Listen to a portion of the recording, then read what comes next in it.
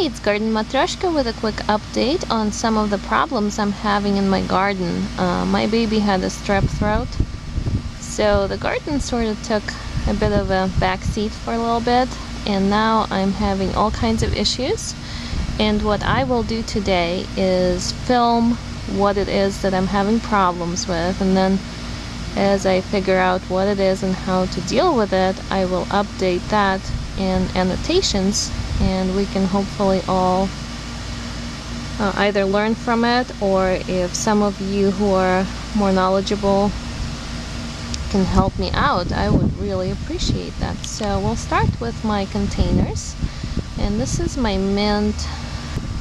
The leaves have these white spots on them, and a lot of them are turning brown and drying up. And I obviously have a caterpillar problem over here, eating huge holes in them, and that I understand how to deal with, but the spots I'm not sure. I've had major caterpillars problem this year, just ridiculous amount of caterpillars everywhere, all different kinds. So this is my dill, because I wasn't out here for a few days picking caterpillars. Last year in this area of the garden I had two beautiful tomatillo plants, and they did wonderfully and produced tremendous amounts of fruit, but they got viciously attacked by flea beetles, and there was a major infestation, and it is continuing into this year. So now my eggplant has these lacy leaves.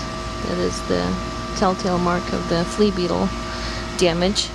It is producing, so that's nice, but I'd like to help it out.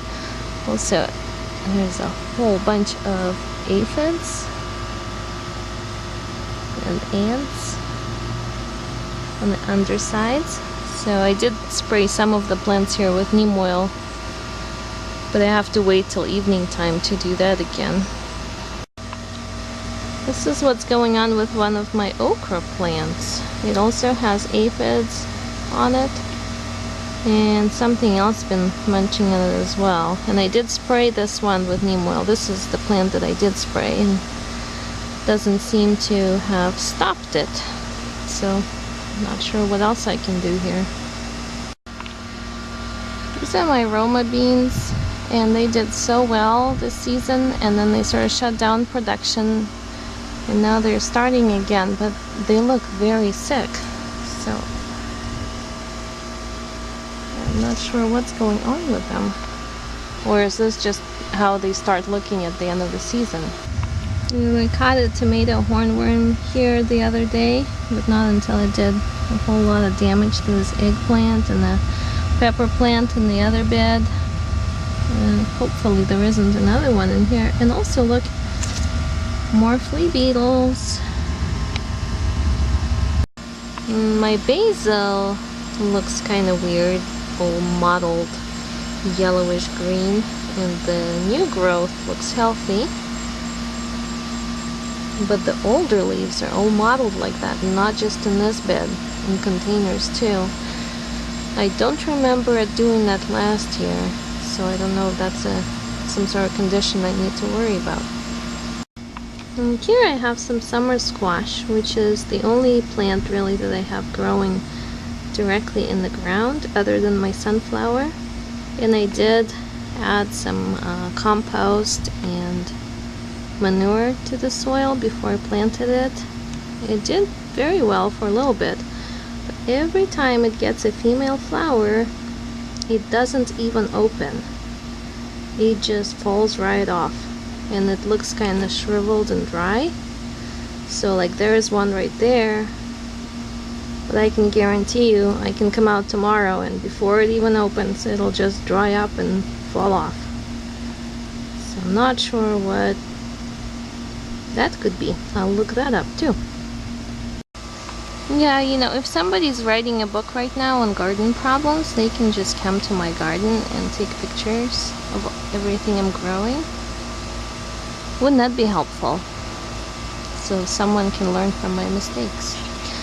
My strawberries are doing, I'd say, okay overall, but some of the leaves are yellowing and turning brown. I don't know if it's just a natural process of what happens or if I need to worry about that. Everything in Virginia gets some sort of mold or mildew or you name it. If it has to do with humid conditions, at least in my garden, I know that my plants will get it. I'm sure it's something I'm doing wrong, not fanning them often enough, or I don't know. But even this giant sunchoke plant has all kinds of issues. But look how tall and beautiful it is. It's a joy. I just wish that it wouldn't do this. Looks like just like powdery mildew, but on the sunchoke. I'm sure it can get something like that.